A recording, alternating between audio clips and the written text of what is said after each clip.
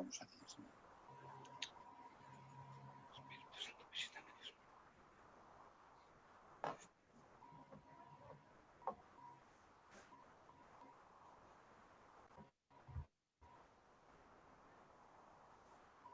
En el aire, tío. Vale, pues ya está. Buenas noches, queridísima audiencia. Ahora, buenas noches, queridísima audiencia. Yo solamente me veo, David, no veo a...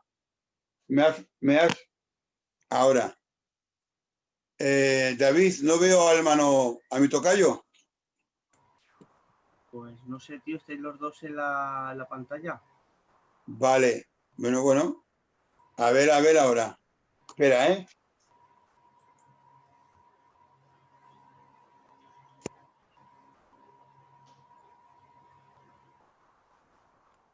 ¿Me has dejado sin micro a mí o cómo? No, está con micro, tío, está con todo. Vale, entonces no, yo me veo a mí, pero no veo a mi tocayo. Tocayo, ¿tú me ves? Yo sí te veo en pequeñito, pero te veo. Vale, pues perfecto, ya está. Pues gloria a Dios. Lo bueno sería que me vieras tú para poder llevarla. Te veo, yo te veo. Ya está, y ahora sí, ahora te veo. Ahora. Ahora te veo. Vale, pues nada, audiencia, buenas noches a todos. Para mí un privilegio, en nombre mío, verdad, y en nombre de Sana Doctrina, contar con nuestro hermano José de Valladolid. Buenas noches, tocayo. Buenas noches, Joséán. Qué Gracias bueno. a Dios por este nuevo programa. Amén. Y espero que el Señor nos bendiga, aunque sea como la semana pasada. Con eso, Sí, suficiente. seguro, yo creo que más, en el nombre del Señor, más. Amén. Esperemos. Sí, hombre. Bueno, voy a presentar a Dios esto, ¿vale? Vamos a presentar a Dios todas las cosas. Amén. Muchísimas gracias, Señor, porque una vez más tú nos dejas conforme a tu perfecta voluntad, Señor. Y esto nace de tu corazón, Señor. Nosotros tenemos que experimentarlo, pero tú ya lo tenías previsto, Señor. Por lo cual te ruego una vez más que respaldes a mi hermano, tu siervo, nuestro hermano José, como siempre lo haces, Señor. Que le prestes los dichos, Padre eterno, personales de tu boca para él, Señor. Que tu palabra, Señor, le sea revelada, Señor, Padre eterno, y la intervención del Espíritu Santo esté en su vida. Y Padre eterno, en mi vida y en todos los que estamos aquí, para aprender como oyentes, Espíritu Santo, interviene en el nombre de Jesús. Padre, ocúpate de todo detalle, reprendiendo todo el intento de las tinieblas, Señor, y dejando todo en tus manos para darte a ti la gloria, en el nombre de Jesús. Amén. Adelante, cuando quieras, tocayo. Amén. Bueno, pues buenas noches a toda la audiencia, a todos vosotros y a los que después vean este vídeo, porque no ya se hayan podido conectar ahora, pues lo verán más tarde. Yo también os saludo a todos vosotros y recibir un abrazo desde aquí, desde Valladolid, hermanos. Gloria. Bueno, pues un nuevo programa. Sabéis que estamos tocando la neumatología. Ya Amén. expliqué en el programa anterior, neumatología es una palabra que viene de neuma, que es espíritu, y es decir, la doctrina del espíritu. Y hablábamos, la semana pasada comentábamos algo importante, y es que cada vez que hablamos, normalmente, hermanos, cada vez que se habla del Espíritu Santo, la doctrina del Espíritu Santo, pues siempre vamos a cosas muy básicas, muy escuchadas de la persona del Espíritu Santo y siempre basándonos en el Nuevo Testamento, casi siempre, pero tenemos que entender que el Espíritu Santo, hermanos, está en el Antiguo Testamento muy activo, es una de las personas de la divinidad que tiene mucha relevancia en el Antiguo Testamento y que vemos la doctrina del Espíritu Santo desde la creación, como vimos. La semana pasada trajimos la neumatología del Pentateuco y hablábamos solamente del Pentateuco. Fijaros bien si había neumatología, que estuvimos aproximadamente hora y 20 dando datos. Hablábamos de Génesis, del espíritu de vida y del espíritu creador. Génesis 1:2. Hablábamos de Génesis capítulo 6, versículo 3, hablábamos del espíritu que contiende con el hombre para llevarlo al arrepentimiento, que hay una obra previa del espíritu para que el hombre pueda ser atraído, convencido etcétera. Y hablábamos del espíritu carismático, que no solamente los dones del espíritu están en el Nuevo Testamento, sino que vimos ampliamente cómo el Espíritu Santo repartía dones de sabiduría y que llenaba el Espíritu Santo a ciertas personas, dándoles y capacitándoles para hacer el tabernáculo, las ropas de Aarón, eran llenos de sabiduría. Entonces vimos 3 apartados importantes, fue un programa muy bendecido y ahora vamos a continuar, Josian, vamos a continuar con la neumatología desde el Antiguo Testamento. Empezábamos por el Pentateuco, ya lo vimos, lo dejemos claro, y ahora vamos a hablar de la neumatología de los profetas. Santo. Es muy amplia. Yo solamente me voy a centrar, porque si no tendríamos muchísimos programas. Me voy a centrar en el libro de Isaías. Y vamos a hablar de la neumatología que hay tocante al Mesías.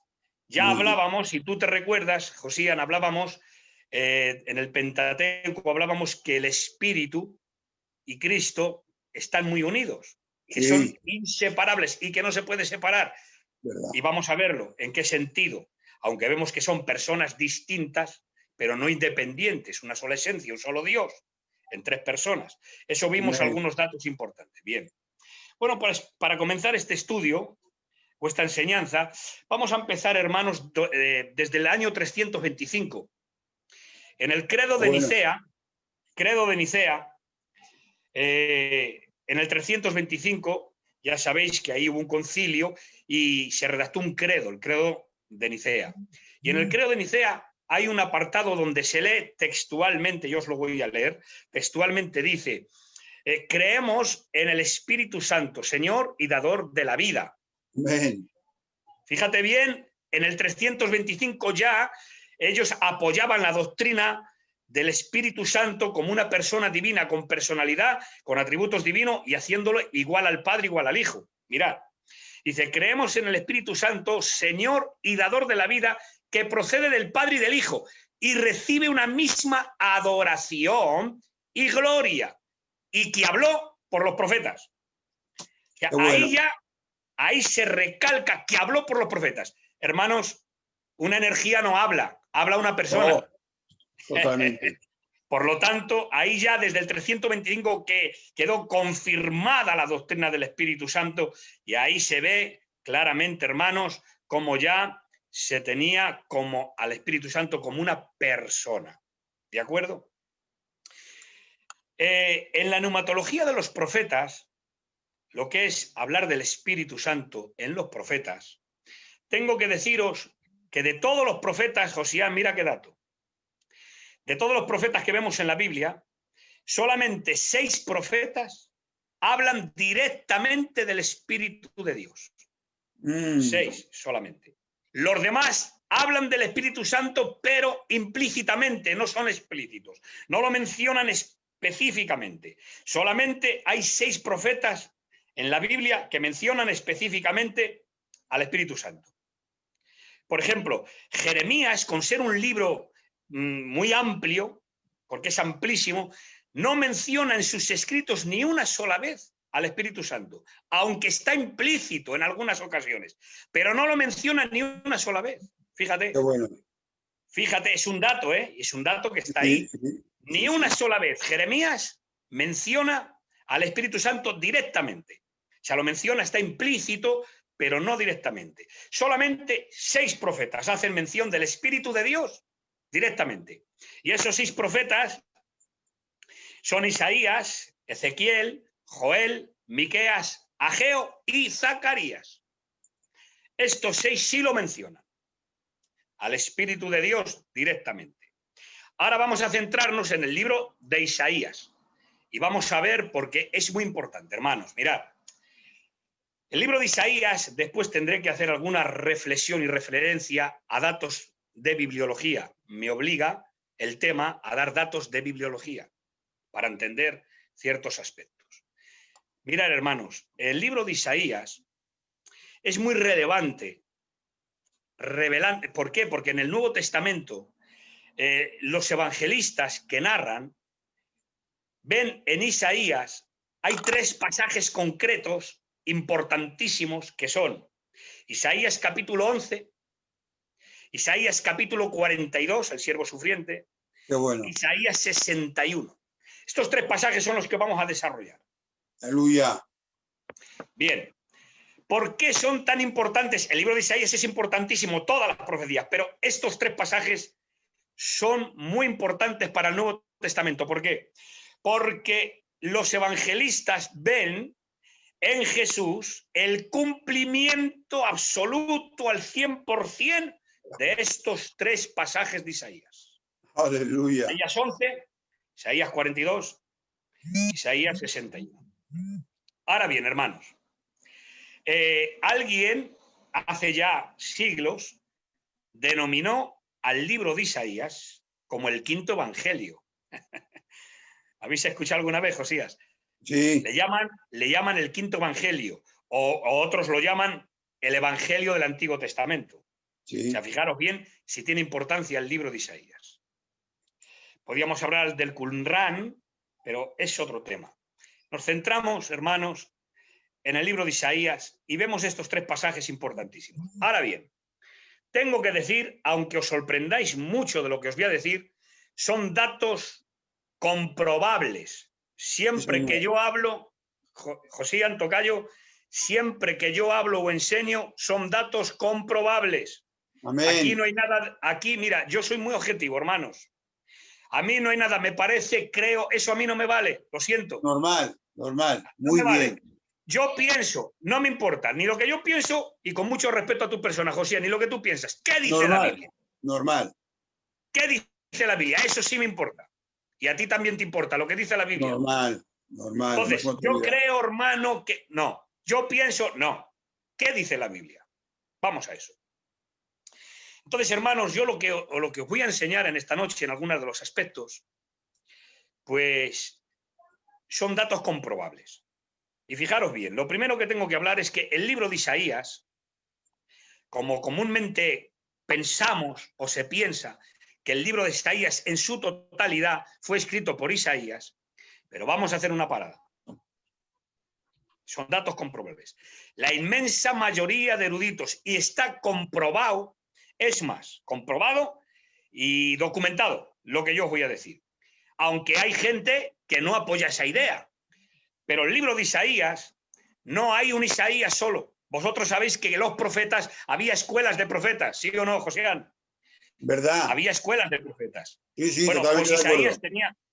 Isaías, como los profetas, tenía una escuela de profetas. Y en esa escuela bebían de la sabiduría, de la profecía y de las revelaciones que tenía Isaías. Y muchos lo documentaban. De hecho, el libro de Isaías, tengo que empezar diciendo, hermanos, que está muy documentado de que el libro de Isaías hay 3 Isaías. Está el proto Isaías, está el deutero Isaías y está el trito Isaías. 3. El proto Isaías es el Isaías original, el profeta, que abarca del capítulo 1 al capítulo 39. Después está el deutero Isaías, que es segundo Isaías. La palabra deutero es segundo. Deutero sí, Isaías, segundo Isaías. Abarca del capítulo 40 al capítulo 55.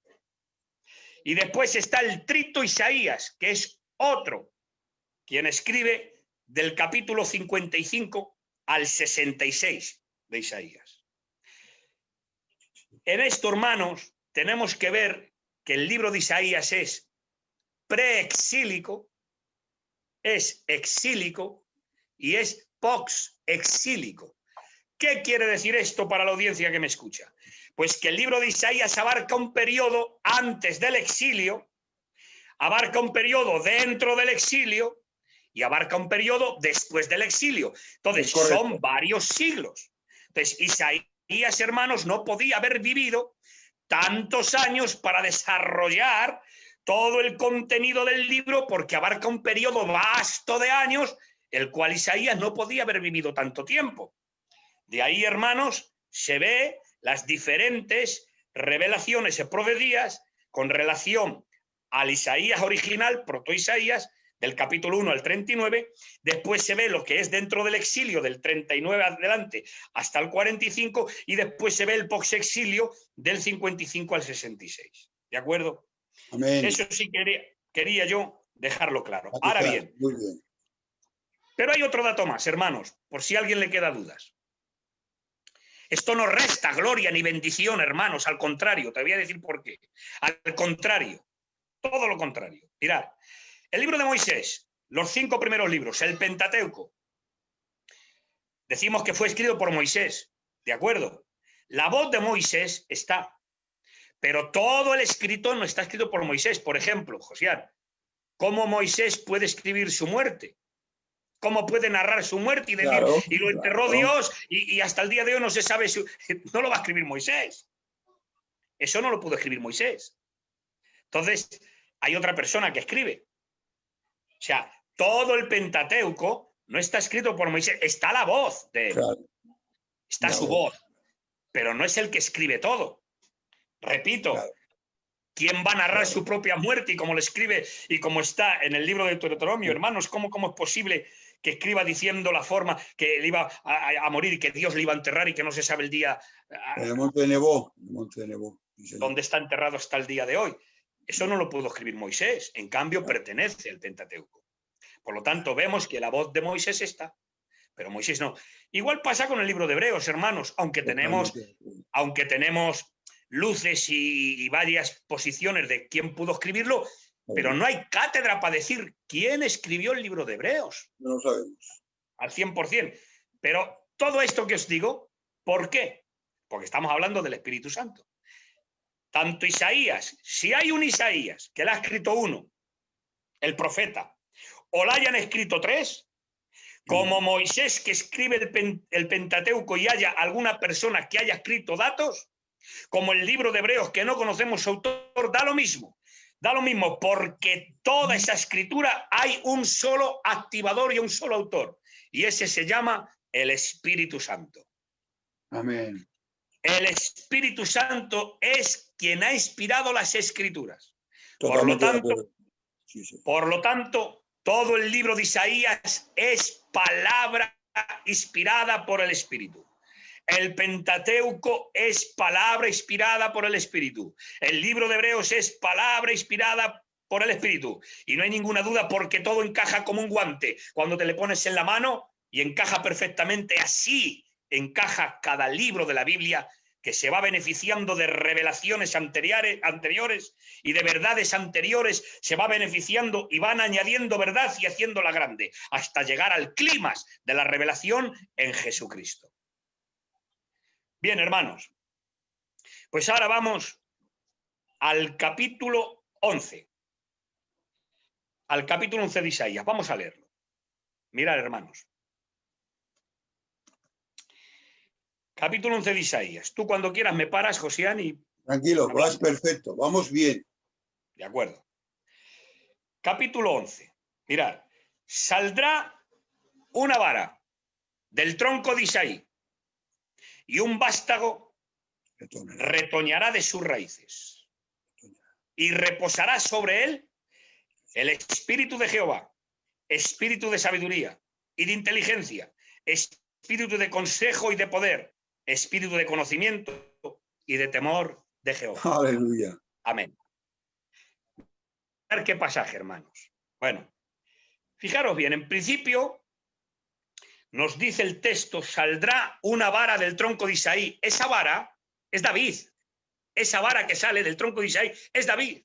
Y un retoño que brota, el retoño que brota es Jesús, es Cristo. El retoño que brota. Y ahora dice que reposará sobre él el espíritu de Jehová.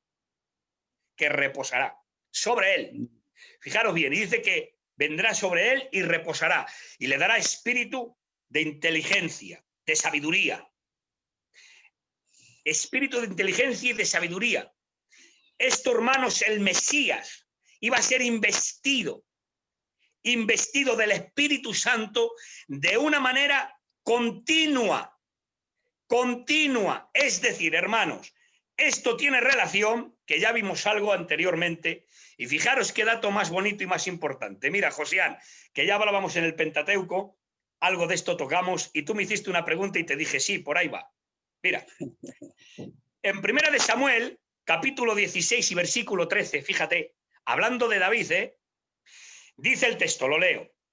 Samuel tomó el cuerno de aceite y ungió al joven David delante de sus hermanos.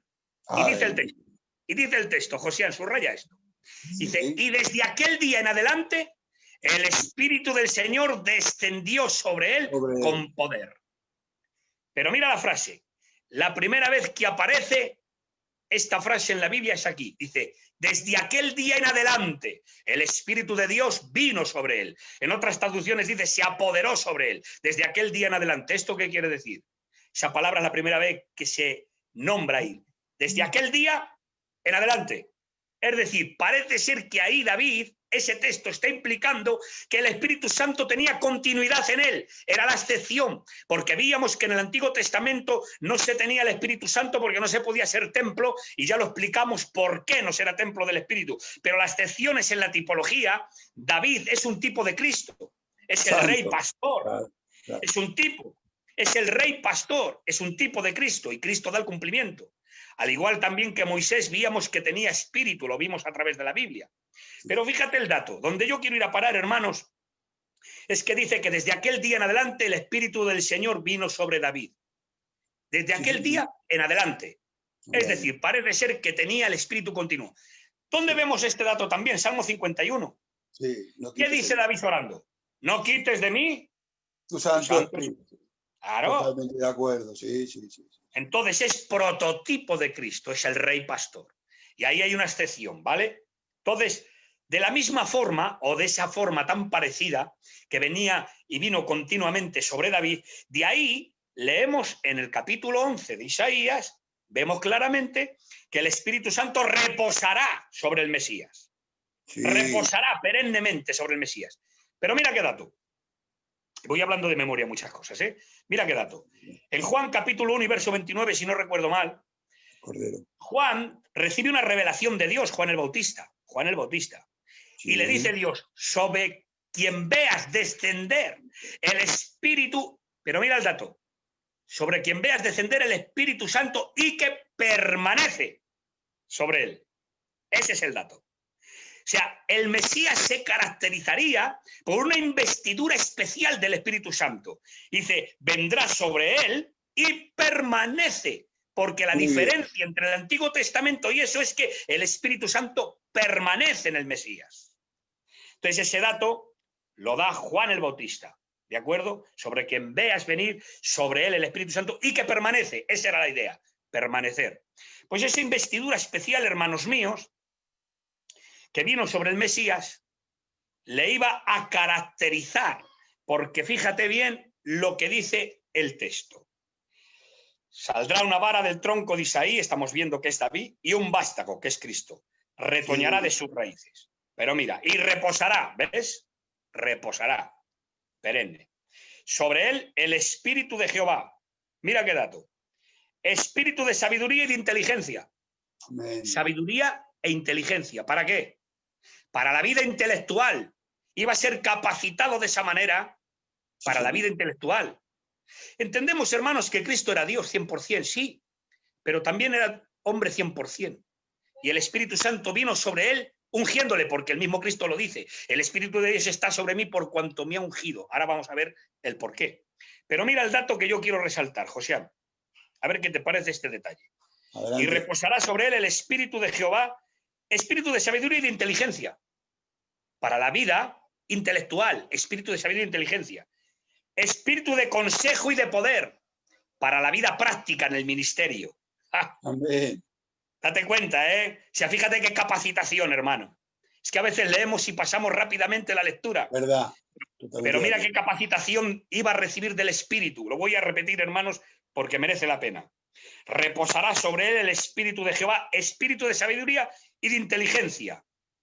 Para la vida intelectual, sabiduría, inteligencia. Espíritu de consejo y de poder. Para la vida práctica, en el ministerio. Y espíritu de conocimiento y de temor de Dios para la vida de comunión con Dios. Para la vida de comunión con Dios. Creo, hermanos, que nosotros somos templo del Espíritu Santo. Posiblemente no tengamos esa investidura de esa capacitación porque era la del Mesías, pero sí tenemos el Espíritu de Dios en nosotros. Santo. Y tenemos, hermanos, el potencial para poder vivir una vida de espíritu, una vida de sabiduría y de inteligencia, una vida de comunión, una vida de consejo y de poder. Porque Él nos ha dado las armas, hermanos. Él no nos deja a la intemperie, sobre todo los ministerios que son llamados por Cristo. El verdadero ministerio que es llamado, el verdadero hombre que Dios ha llamado al ministerio lo capacita. ¿Verdad? Hermanos, yo no voy a mandar a mi niño a la tienda, hijo, trae una barra de pan, y le mando sin dinero. No, no se puede. Ahora, le digo, vete, pero toma el dinero para que me traigas el pan, le capacito. Total. Dios al que llama, le capacita. Y bien, hermanos, estamos viendo estas tres fases, pero ahora vemos que el Espíritu y el Mesías son inseparables. ¿Por qué? Porque esta profecía, hermanos, esta profecía tenía relación, hermanos, y estaba profetizada cuando había un tiempo de tiranía. Y lo dice el texto, el capítulo 10, nos habla, hermanos, nos habla de la tiranía y que prescribían injusticia. Y ahora este Mesías se iba a caracterizar porque iba a traer justicia y paz a la tierra. Sí, pero señor. iba a vindicar a los pobres, a los necesitados, a los afligidos, a los quebrantados y oprimidos, les iba a vindicar. Hermanos míos, el Mesías venidero tenía que tener relación con los pobres, los afligidos y los quebrantados de corazón. Por eso, fijaros bien, hermanos, esto tiene mucha grandeza. ¿Cómo se manifestaría esa justicia del Mesías? Defendiendo a los pobres y a los mansos y juzgando a los impíos y a los altivos. Ahora, ¿de qué pobres habla? ¿De los pobres en la economía? No. Está hablando de los pobres en el espíritu, de los necesitados, de aquellos que reciben las buenas nuevas, que no son orgullosos y altivos. Pero en el contexto que está hablando de una liberación. El Mesías vendría con el espíritu profético y capacitado, hermanos míos, para traer libertad a los cautivos, de tal manera traer buenas nuevas a los pobres. Atención ahora. Jesús, su primer sermón, hace mención al libro de Isaías, el capítulo 61. Entra en la sinagoga, coge el rollo de Isaías, que estamos en él, y dice el Señor: el Espíritu de Dios me ha ungido para dar buenas nuevas ¿a quién? A los pobres, para sanar a los quebrantados de corazón, para abrir la cárcel a los oprimidos por el diablo. Y si hoy se ha cumplido este texto delante de vosotros, hermanos, el Espíritu de Dios está sobre mí por cuanto me ha ungido. ¿Para qué? Para traer buenas nuevas a los pobres, para sanar a los quebrantados de corazón. El Mesías tendría relación con los oprimidos, con los afligidos, con los pobres y necesitados. Iba a tener relación. ¿Y ahora qué ocurre? Mirad, hermanos, qué gloria tiene esto. Jesús en el bautismo, Josías, en el bautismo, dice la Biblia, y Jesús, cuando fue levantado del agua, capítulo 3 de Mateo y verso 16, dice que cuando fue elevado del agua en el bautismo, dice que vio al Espíritu Santo en forma como de paloma, que descendía sobre él y permanecía sobre él.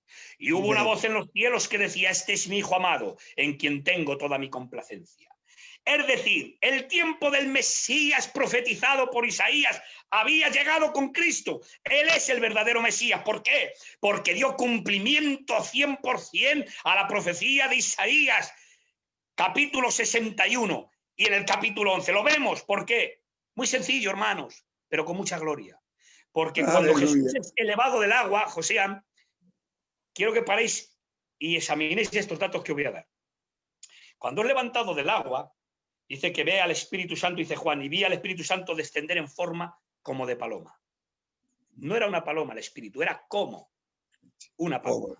Así es. Como una paloma, que descendía sobre él. Ahora, Fijaros bien, para dar cumplimiento, esto tiene mucha gloria, hermanos. Para dar cumplimiento, Isaías 61. ¿Qué dice Isaías 61? El Espíritu de Dios está sobre mí por cuanto me ha ungido para dar buenas nuevas a los pobres, para sanar a los quebrantados de corazón, para abrir libertad a los oprimidos. Bien, pues ese texto se cumple ahí y fijaros la revelación de Dios. El Espíritu Santo desciende en forma como de paloma. La pregunta es, ¿por qué como de paloma? ¿Por qué desciende en una forma como de paloma? Esa es la pregunta, José. Sí, sí. Yo me he formulado esa pregunta.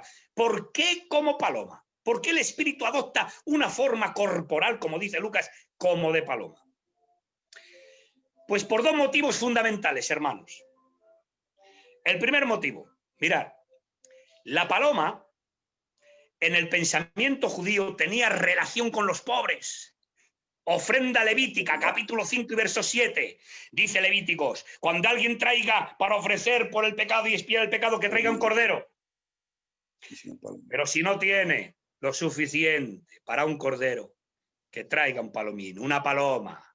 Era la ofrenda de los pobres, la paloma. Y el Mesías tenía que venir asociado con los pobres, con los menesterosos, con los quebrantados y afligidos. Tenía que tener relación con los pobres para traer buenas nuevas, porque estaban oprimidos, despreciados, desechados, desamparados. Pero el Mesías profetizado ha venido, ha salido del agua y el Espíritu Santo ha confirmado al Mesías. Ahora bien, ¿por qué, hermanos, desciende como paloma? Porque tenía relación con la ofrenda de los pobres. Isaías, la profecía, está relacionada con los pobres, con los afligidos, con los quebrantados de corazón.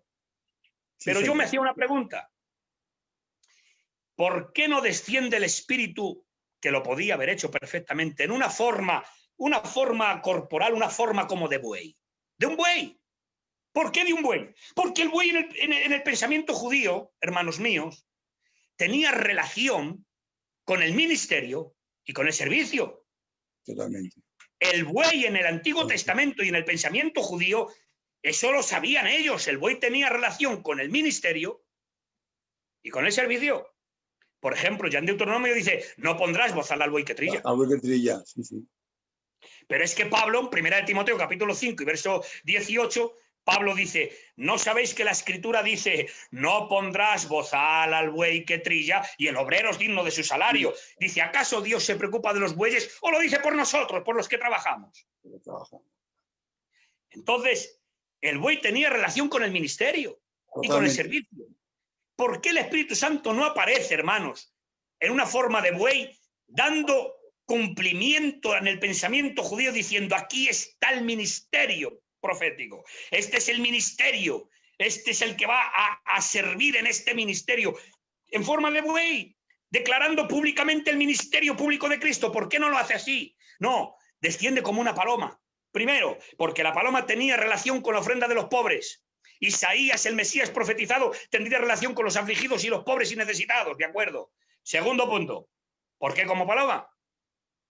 Porque la paloma, hermanos, en el pensamiento judío, tenía una perspectiva y era buenas noticias. ¿Sabes por qué, Josián? Por Jonás, ¿no? Por Noé. Ah, vale. Noé. Porque en el pensamiento judío, sí, estaba muy arraigado el tema del diluvio, Noé. ¿Y qué pasó? Conocéis la historia, para no alargarme mucho. La historia, hermanos, es que Dios destruye la tierra con agua y después de muchos días, Noé que suelta una paloma y la paloma va. Fijaros bien que primero soltó unos cuervos y los cuervos no volvieron. Claro, los cuervos no volvieron, ¿por qué? Ya sabéis, hermanos, después de tantos animales muertos flotarían en el agua y los cuervos se posarían sobre los cuerpos muertos y no volvían porque tenían donde pisar la planta de su pie. Pero la paloma es un animal limpio y no se posa sobre un cadáver. Claro, entonces la paloma, cuando soltó la paloma fue y volvió al arca con una rama de olivo en el pico. ¿Y eso qué estaba diciendo? Noé, traigo buenas noticias. La tierra está seca. Te traigo una rama de olivo. Noé, te traigo buenas noticias. Esa era la paloma que traía buenas noticias. Es decir, el juicio ha cesado. Viene la libertad. Viene la bendición. La tierra está seca y el juicio paró. Eso es lo que decía la paloma. Y ahora en el pensamiento judío, cuando el Espíritu Santo desciende en forma de paloma, tiene relación con los pobres, con la ofrenda levítica, pero tiene relación con buenas noticias. Ha llegado el libertador, ha llegado el que va a dar vida, ha llegado el que perdona los pecados, ha llegado el que vindica a los pobres, ha llegado el que sana a los enfermos, ha llegado el Mesías profetizado por Isaías. Esa era la revelación, hermanos. Muy bien, tocayo. Una bendición, hermanos. Muy bien. Así que tocayo. El Espíritu está sobre el Mesías. Ahora, fijaros bien, vamos a leer Isaías 42. Aquí hay mucha tela que cortar, compañeros. Aleluya. Mucha. Y no me quiero alargar, hermanos, quiero hacer un programa más ameno, ¿eh? Cuando tú lo veas, Josián. Oye, antes de entrar, tocayo, antes de entrar, sin desviarnos del tema, hay mucha confusión en lo que es la unción. Está más ungido, ahora tiene más unción. Y realmente la unción es el equipamiento de Dios para hacer su obra. ¿Cómo lo ves tú, tocayo? Bueno, vamos a ver. Ahí yo tengo un programa hecho, no un programa, no, perdón. Escribimos una revista aquí en la zona. El responsable de la zona, que era Lisardo de Zamora, nos mandó algunos. En una revista para la zona, pues todos los meses sacábamos una revista con temas de doctrina y tal. Y ahí yo hice un apartado y lo tengo, hablando la diferencia entre la unción y la llenura del Espíritu Santo. Dos cosas. Porque el ser ungido en el Nuevo Testamento, el ser ungido ocurre una vez para siempre. Pues eso decía. Es el Espíritu Santo quien somos ungidos una vez para siempre. Eso o sea, uno decía. no puede estar más ungido que otro. ¿Por qué? Porque nos lo revela muy claramente el apóstol Juan en Primera de Juan. Vosotros tenéis la unción del Santo Espíritu. Habéis sido ungidos por él. Ya está. O sea, ¿quién sois vosotros? La iglesia. Tenéis la unción, todos tenemos esa unción, la del Espíritu Santo. Ahora después hay capacitaciones. Eso sí, que eso se translitera como llenura. Porque hay llenuras específicas, hermanos. Sí. Dios te capacita para afrontar un problema. Dios te capacita en ese momento para dar una palabra. O sea, para un trabajo, para desarrollar un pastoreo, un trabajo. Esa capacitación que nosotros llamamos unción, para un mensaje, para esa capacitación que llamamos unción, prácticamente, si vas a la Biblia, vamos a ver, sobre todo en el Nuevo Testamento, vamos a ver que es la llenura. Es una llenura específica, una capacitación. Pero la unción la recibimos una vez para siempre. Somos ungidos por el Espíritu Santo. A eso me refería, tocayo. Vale, ya está. A eso me refería. Tanto ovejas como ministerios tenemos la misma unción del Espíritu. Hemos recibido al Espíritu Santo y hemos sido ungidos. ¿De acuerdo? Entonces, perfecto. Hay capacitaciones para el servicio. Eso sí. ¿De acuerdo? Venga, adelante, continúa. Es que me ha parecido el matiz, porque por ahí hay mucho, ya sabes. El sensacionalismo. La unción en ti crece segundo a segundo. Esas cosas no me parecen correctas bíblicamente. De acuerdo. Adelante. Bueno, pues vamos caminando. Tú cuando quieras me paras y me haces la pregunta que tú quieras. Ibas a entrar en el Isaías 42 diciendo que había mucha tela, ¿eh? Y yo te he interrumpido este pequeño matiz, pero continúa ahí lo que vas. Perfecto. Lo puedes hacer cuando tú quieras, ¿eh? Y estamos en el libro de Isaías, neumatología. No nos salimos, ¿eh? Vamos a ver el Espíritu y el Mesías. Estamos hablando del Mesías y el Espíritu, que van unidos totalmente, separables. Y es de lo que vamos a hablar. No nos salimos de aquí, ¿eh? Aunque yo después toque algún dato bibliológico porque es necesario, como el que he tocado del proto Isaías. Bueno, Isaías 42 lo leo. Dice, he aquí mi siervo, yo le sostendré, mi escogido, en quien mi alma tiene contentamiento. Aquí también se cumple en el bautismo de Jesús, porque no solamente descendió el Espíritu en forma de paloma, como ya hemos visto el motivo, sino que también está la voz del Padre diciendo, este es mi Hijo amado, en quien tengo toda mi complacencia. Está dando a entender que el siervo había llegado el verdadero Mesías. Se ha cumplido al 100%. Y los evangelistas del Nuevo Testamento, los que narran, veían en Cristo el cumplimiento total de estos 3 pasajes en Cristo. Por eso lo narran tan perfectamente, porque tienen base teológica. Está enraizada la teología del Nuevo Testamento, está enraizada con el Antiguo. Hermanos, Amén. es un error, y disculparme que os hablo con franqueza. Es un error, hermanos, como hay gente que desprecia el Antiguo Testamento por ser el Antiguo Testamento. El Antiguo Testamento es palabra inspirada por Dios, y que todo el Nuevo Testamento, y no me equivoco en lo que digo, hermanos, todo el Nuevo Testamento bebe de la doctrina teológica del Antiguo Testamento. Total.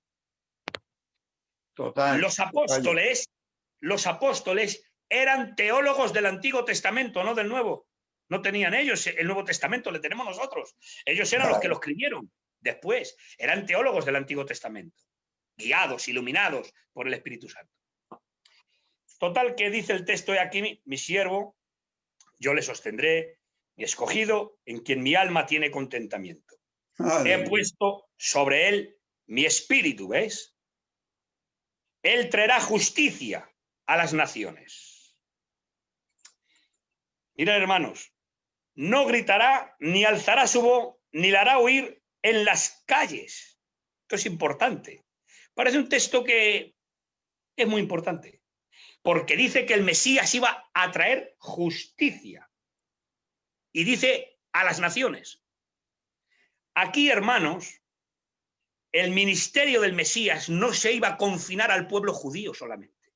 Amén, claro. El ministerio, claro. mirad, aquí voy a romper una lanza para los judaizantes. Vamos a decir algo, hermanos. Muy bien. Para los judaizantes, es que tengo aquí arma suficiente para los judaizantes. Muy bien. Vamos a ver, hermanos. No podemos retroceder, aparte del Antiguo Testamento, no podemos retroceder a vivir como en el Antiguo Testamento, porque el Mesías no era solamente para el pueblo de Israel. El Mesías profetizado en Isaías, el Mesías venidero, era universal.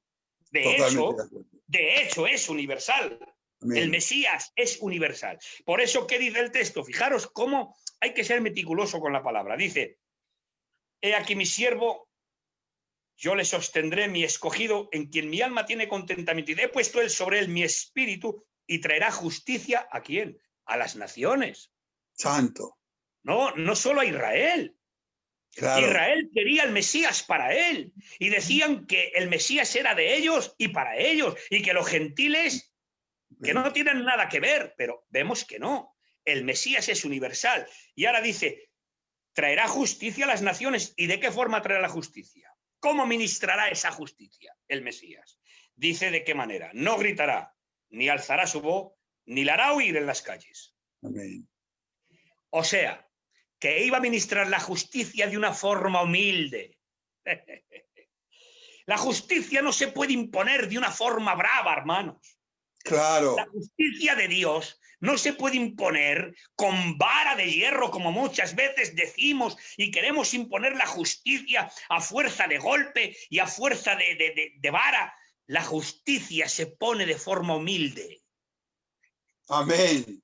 La justicia divina tiene que ser de forma humilde, porque Cristo se asociaba con los humildes. Cristo se asociaba con los pobres de corazón. Cuando habla de los pobres, de los menesterosos, de los afligidos, que les iba a vindicar, no solamente está hablando, hermanos, de aquellos que eran pobres económicamente, no. Está hablando porque iba a hacer juicio para los altivos, pero iba a vindicar a los humildes. ¿Quién eran los humildes? Los que aceptaban el mensaje, los que se veían necesitados de él, los que se veían que necesitaban a este Salvador. Ese es el humilde, ese es el menesteroso, ese es el afligido y quebrantado de corazón, ese es el que venía el Mesías.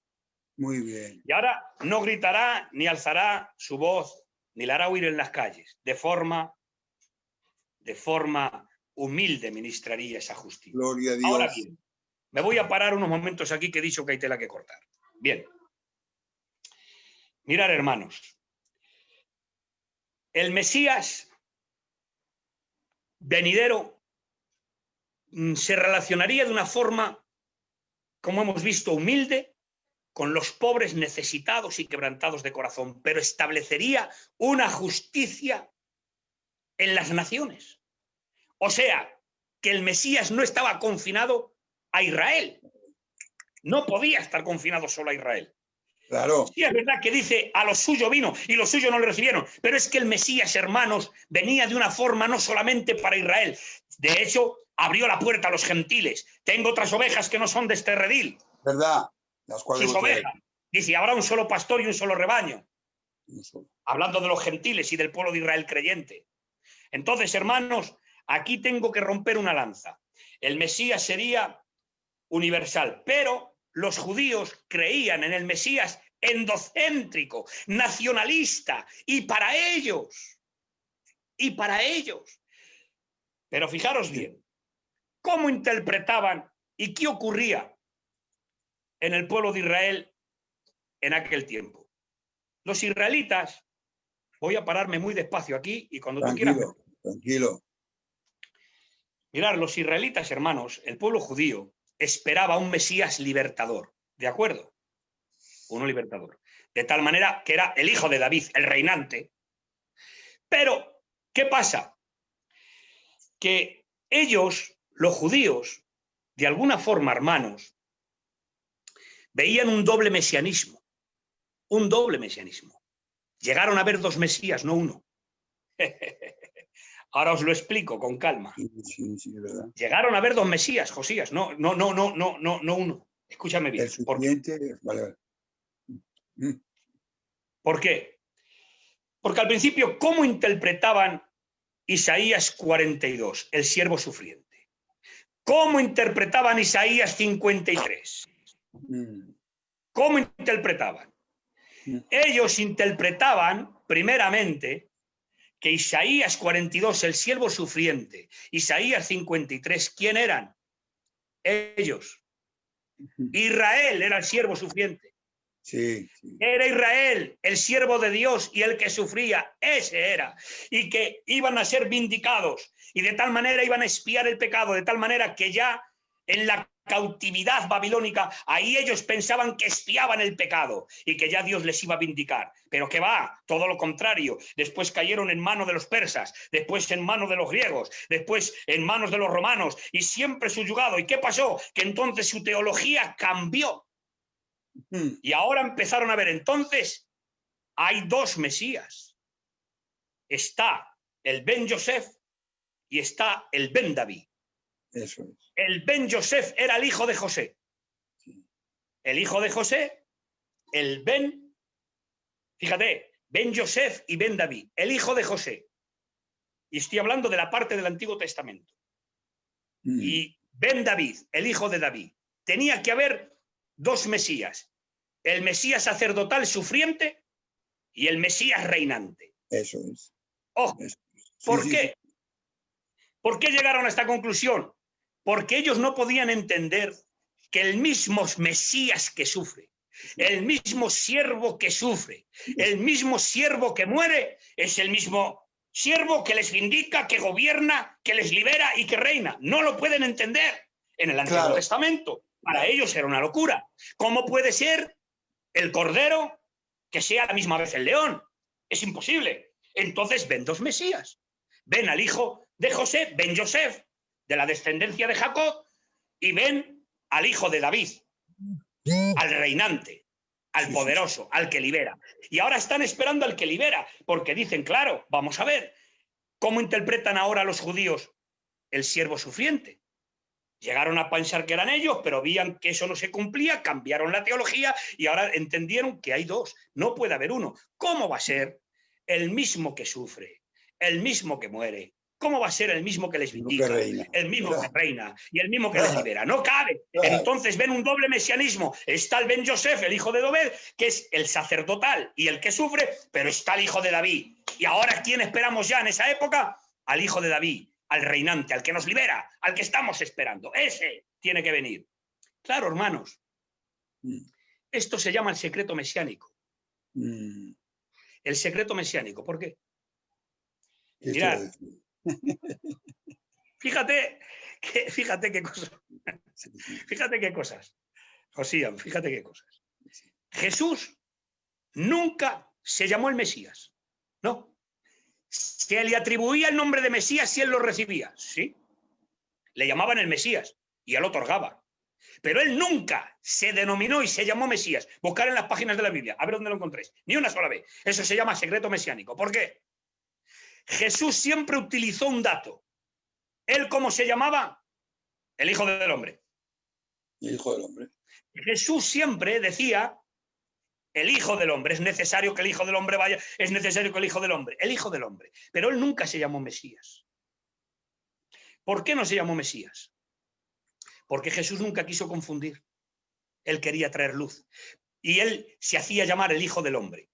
Muchos han pensado que al decir el Hijo del Hombre, que estaba haciendo alusión a su naturaleza humana. Pero nada más lejos, hermanos. Cuando dice Jesús el Hijo del Hombre, no está haciendo referencia a su naturaleza humana. No.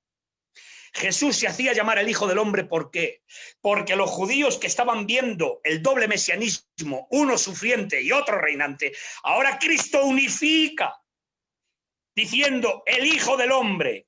Yo soy el Hijo del Hombre. ¿Por qué el Hijo del Hombre? Porque el Hijo del Hombre ya estaba revelado en el libro de Daniel, en el capítulo 7, ya Daniel dice, y vi a uno semejante al Hijo del Hombre, que descendía en las nubes con poder y con gran gloria. Entonces Jesús se hace llamar el Hijo del Hombre, que ya estaba revelado y profetizado que tenía que venir uno semejante al Hijo del Hombre, preexistente y celestial. Uno como un hombre, pero que es celestial, pero como un hombre. Aleluya. Entonces Jesús se hacía llamar el Hijo del Hombre. ¿Por qué? Porque es un término mesiánico. Y lo que estaba diciendo Jesús, el Hijo del Hombre, el que está escrito, el que está profetizado, el Hijo del Hombre que viene en las nubes con poder y gloria, es el mismo que va a morir en la cruz. Es decir, el Cordero que muere es el León que viene. Santo Dios. Muy bien, tocayo. Jesús, con la palabra del Hijo del Hombre, está demostrando que es el Mesías, porque era un término mesiánico. Sí, sí, pero sin confundir a nadie. Sin confundir a nadie. Por eso, hermanos, hay un dato que quiero romper una lanza aquí. A ver qué te parece esto. Adelante, ¿Me permites tomar un surbo de agua? Tranquilo, que tenemos tiempo. Ve agua, que por atento casi el sudor, tranquilo. Bueno. Pues Juan el Bautista, cuando estaba en la cárcel, Sí. fijaros bien, que manda a sus discípulos y les dice, id y preguntarle si es este o esperamos a otro. Ahora ya toma sentido. Lo que yo he dicho toma sentido, porque, Josían, tú sabes que se ha predicado. Juan el Bautista dudó, unos dicen que dudó, otros dicen que no dudó. Bueno, Claro. pues ni dudó, ni es que no dudó. Ahí no hay nada de eso. Lo que Juan el Bautista tenía claro es que Jesús era el Mesías, pero él tenía la revelación sobre que en veas descender el Espíritu Santo, que desciende sobre y reposa sobre él, ese es. Por eso cuando viene dice, ¿cómo voy a ser bautizado yo por ti? O sea, tú vas a ser bautizado por mí, yo tengo que ser bautizado por ti. Dice, el que viene detrás de mí es antes que yo y no soy digno ni de desatar la correa de su calzado. O sea, Juan el Bautista tenía claro que era el Mesías. Tenía la revelación directa de Dios. Él no tiene duda. ¿Qué duda va a tener si lo tiene claro? Se le ha revelado el mismo Dios. Ha visto al Espíritu Santo descender, la confirmación, la voz del Padre. Es que lo ha visto todo. No tiene dudas. Pero ¿qué pasa?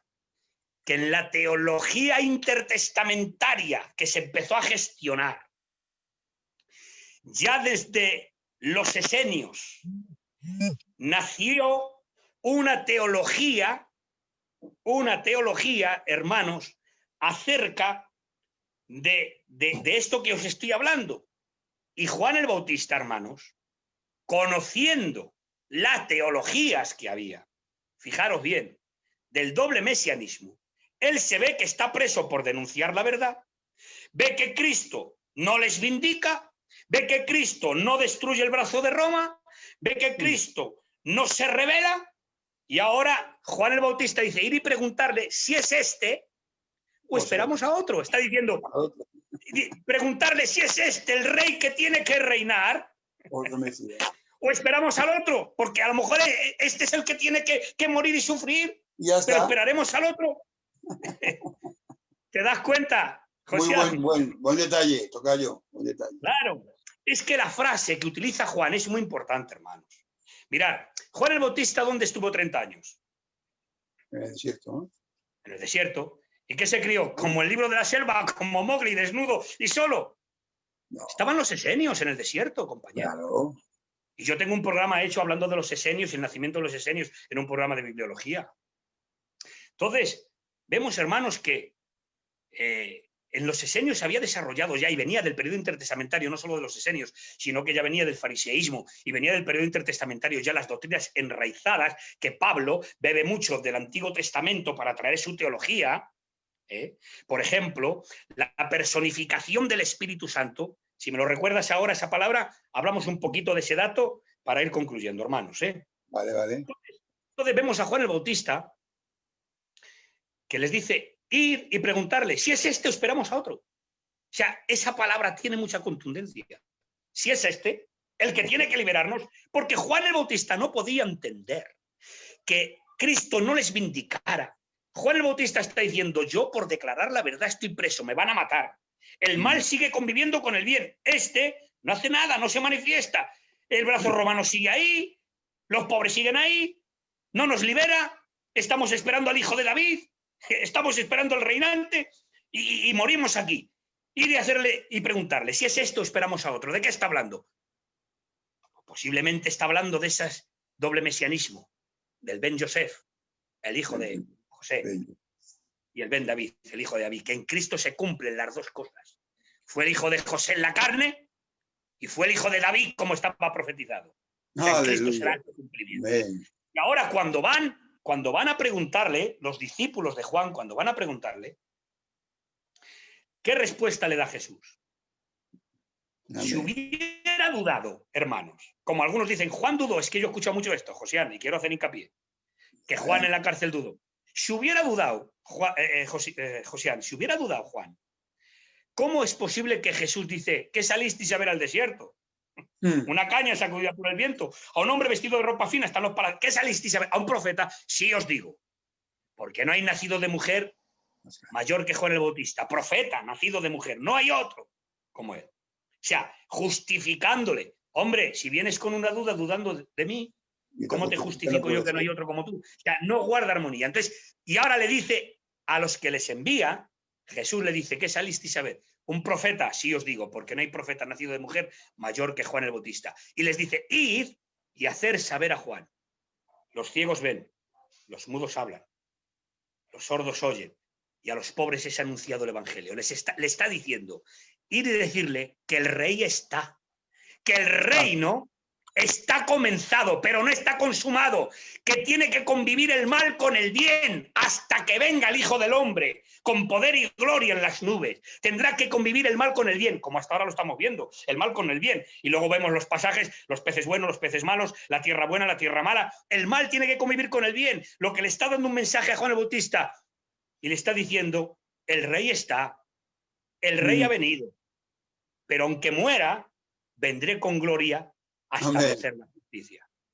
Entonces, ahí vemos ese doble mesianismo de alguna manera que se cumple en Jesús. Y la frase el Hijo del Hombre es muy importante porque no hace referencia a su naturaleza humana, sino que la frase, como se llamaba Jesús, el Hijo del Hombre, tiene relación con el Mesías, un término mesiánico ya revelado en el libro de Daniel en el capítulo 7 y verso 20, si no recuerdo mal.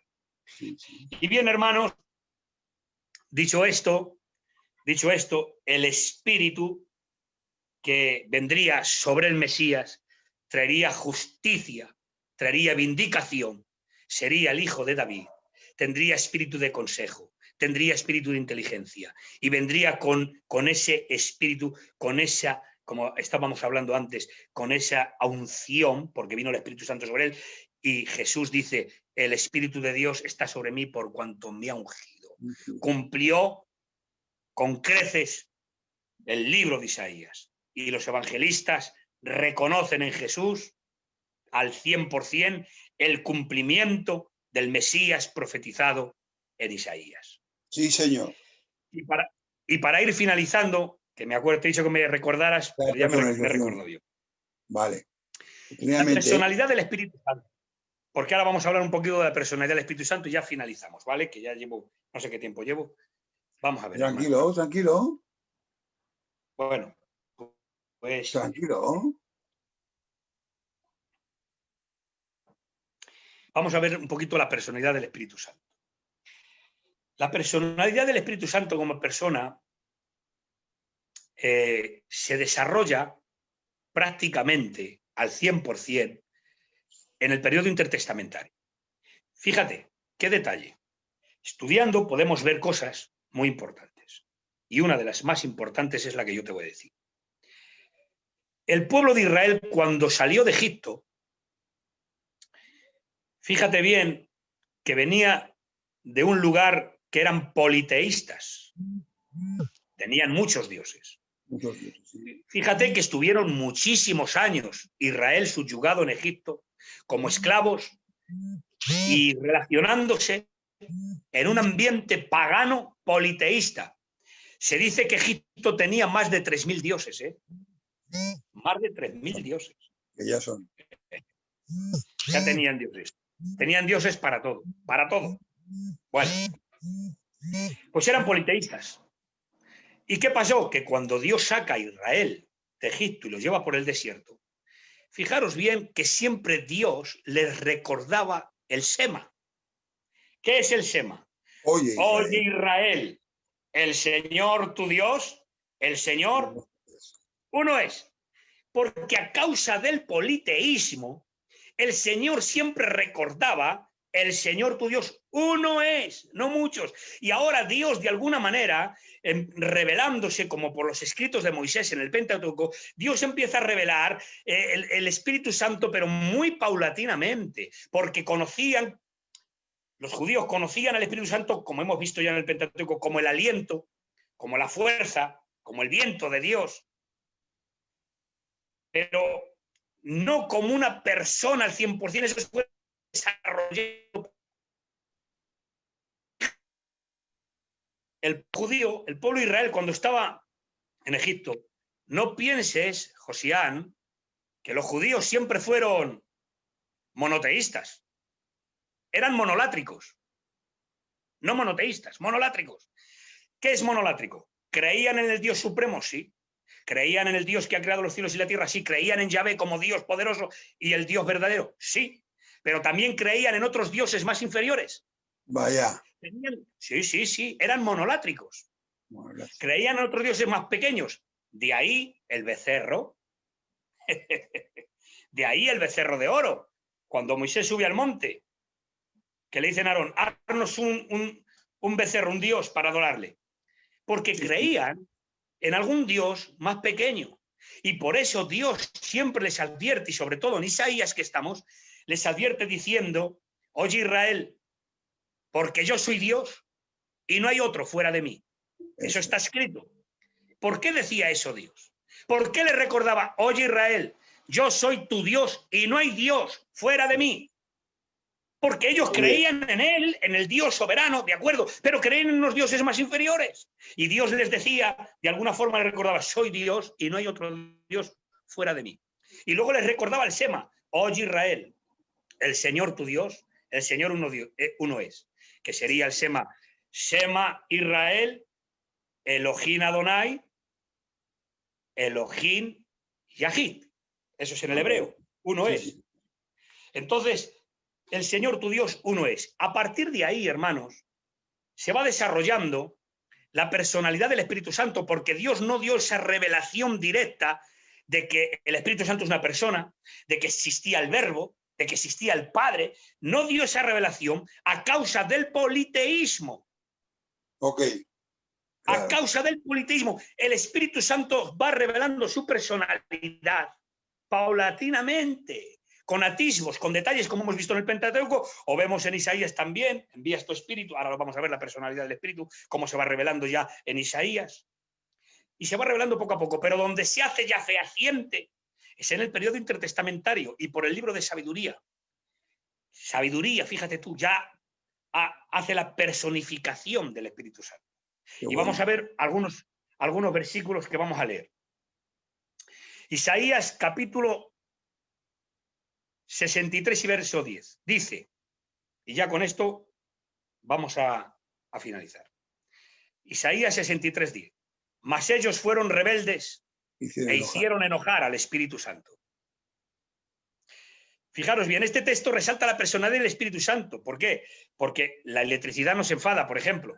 Por supuesto. O el viento nos enoja. Son fuerzas impersonales. Pero es que dice que el Espíritu Santo se enojó. Solo se puede enojar una persona. Uno que tiene razonamiento, uno que tiene intelecto, uno que tiene voluntad. Por lo tanto, dice, hicieron enojar al Espíritu Santo. Ahí vemos la personalidad del Espíritu Santo, que es una persona divina. ¿De acuerdo? Isaías 63, 14, este texto me gusta mucho, Josián, me gusta mucho. Dice, el Espíritu de Jehová, el Espíritu, estamos en la neumatología de Isaías, no nos salimos de Isaías. El Espíritu, el Ruaj de Jehová, los pastoreó como a una bestia que desciende al valle. Así los pastoreaste a tu pueblo, le dice a Dios. Así pastoreaste a tu pueblo para hacerte nombre glorioso. Es decir, que el Dios que los pastorea y el Espíritu que los pastorea es sinónimo. Llegan a ser uno mismo y el mismo Dios. Aleluya. Pastoreando al pueblo. Dice, ¿quién les pastoreó? Fíjate qué detalle. El Espíritu de Jehová los pastoreó. O sea, les pastorea el Espíritu Santo. Y luego dice, así los pastoreaste. A él, a Dios. Así los pastoreaste tú. Y dice, ¿y les pastoreó quién? El Espíritu Santo. Por lo tanto, el Espíritu Santo y Dios es un mismo Dios. Ahí vemos que el Espíritu Santo es una persona que pastorea. Hay otro texto, Isaías 40, muy importante, que dice, ¿quién enseñó al Espíritu de Jehová? ¿O le aconsejó enseñándole? Fíjate, ¿quién enseñó al Espíritu del Señor? ¿O quién le aconsejó enseñándole? Es decir, que el Espíritu de Dios tiene sabiduría. No es una fuerza impersonal. Es una persona con sabiduría, con intelecto. Fijaros bien que 1 Corintios, el capítulo 2 y el versículo 11 dice, nadie conoce las cosas de Dios sino el Espíritu de Dios. Conoce lo profundo de Dios. El Espíritu de Dios. Y por eso dice el texto, ¿quién enseñó al Espíritu de Jehová? ¿O quién le aconsejó enseñándole? Y ahora Corintios dice, ¿quién conoce las cosas de Dios sino el Espíritu de Dios? Y hay otro texto, para finalizar, Isaías 48, 16. Dice, acercaros a mí y oíd esto. Desde el principio no hablé en secreto. Desde que eso se hizo, allí estaba yo. Y ahora me envió Jehová el Señor y su Santo Espíritu. Esto lo dice Isaías. Me envió Jehová el Señor y me envió su Santo Espíritu. Es decir, que tiene voluntad, que envía personas. El Espíritu Santo capacita y envía personas para hacer un trabajo. ¿Y cómo lo vemos esto? Hechos capítulo 20 y verso 28. Nos dice en el Nuevo Testamento, mirad por vosotros mismos y por el rebaño en que el Espíritu Santo os ha puesto como obispos y como pastores. Establece pastores, confirma pastores, envía personas. Por lo tanto, vemos la personalidad del Espíritu Santo ya desarrollada en su pleno conocimiento en el Nuevo Testamento. Amén. Así que, hermanos, yo por no alargarme más, hemos visto varios aspectos, hemos visto Isaías capítulo 11, hemos visto Isaías capítulo 42 y hemos visto Isaías capítulo 61, hemos visto cómo da cumplimiento en el bautismo, hemos visto la paloma que simboliza, hemos visto la voz de Dios cumpliendo el ministerio profético y hemos visto que el Espíritu y Cristo son inseparables, trayendo libertad, juicio, justicia, cómo la ministrará, vindicando a los necesitados de corazón. Así que el Mesías y Cristo son inseparables y ya en el próximo programa me he guardado cosas para no tocar el Nuevo Testamento. Me he guardado cosas para no pisarme los cordones para el Nuevo Testamento, porque ahí ya es el culminar. Ahí vamos a culminar el Nuevo Testamento, hablando de la neumatología de Pablo, soteriológica, hablando de Cristo, que es estar en el Espíritu y estar en Cristo, los sinónimos, etcétera, etc. Así que, hermanos, espero no haberos cansado mucho, es hablar mucho, son muchos datos, pero vemos que la neumatología de Isaías, hermanos, es muy importante para entender el desarrollo del Mesías en el Nuevo Testamento. De hecho, los evangelistas veían en Cristo al Mesías profetizado en Isaías, cumpliendo 100% cada profecía que se revelaba acerca del Mesías. Espíritu de consejo, de sabiduría, de comunión, hemos visto que era para la vida intelectual, para la vida práctica en el ministerio, para la vida de comunión. Y eso, en parte, hermanos, debe de estar en nosotros. Ese espíritu que está en nosotros capacitándonos. Simplemente es que ya hablaremos en el Nuevo Testamento de lo que es la llenura del Espíritu gobernando nuestras vidas. Eso lo tocaremos, Dios mediante, para otro programa.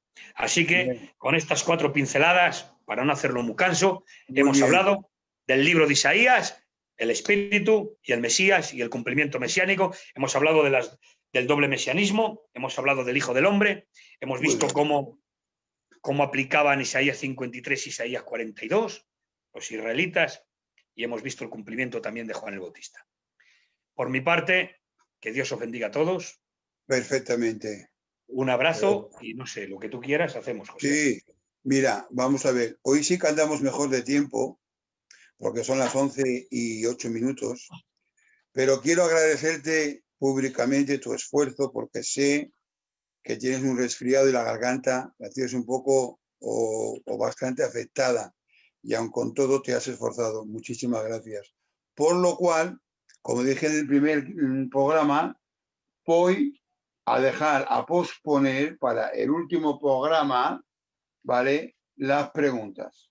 Y no te voy a hacer hablar más que despedirte de la audiencia. Pero antes, tocayo, en nombre mío personal y del equipo que formamos Sana Doctrina, muy agradecidos de verdad, muy contentos con la exposición. Y una vez más, como la otra vez, una vez más hemos disfrutado y ha sido muy provechoso. Amén. Así que nada, tocayo, te despides. Hasta el próximo martes. Adelante. Pues perfecto. Pues nada, que Dios os bendiga a todos, audiencia. Ya sabéis que estamos aquí todos para aprender. Unas veces exponen unos, otras veces exponemos otros, pero el cometido de esto es ir enriqueciéndonos todos, trayendo luces, trayendo pues alguna aplicación que pueda servirnos para nuestra vida cristiana y sobre todo traer conocimiento para ponerlo en práctica, no solo llenar nuestra cabeza, sino también nuestro corazón. Y nada, espero haber sido de bendición.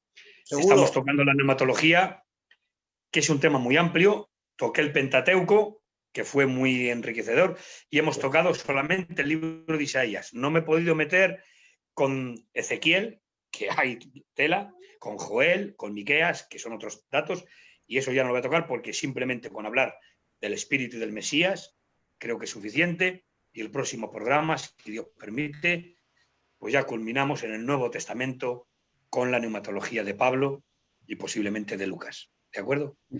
Por mi parte, que Dios os bendiga, un abrazo y espero haberos hecho bien, hermano.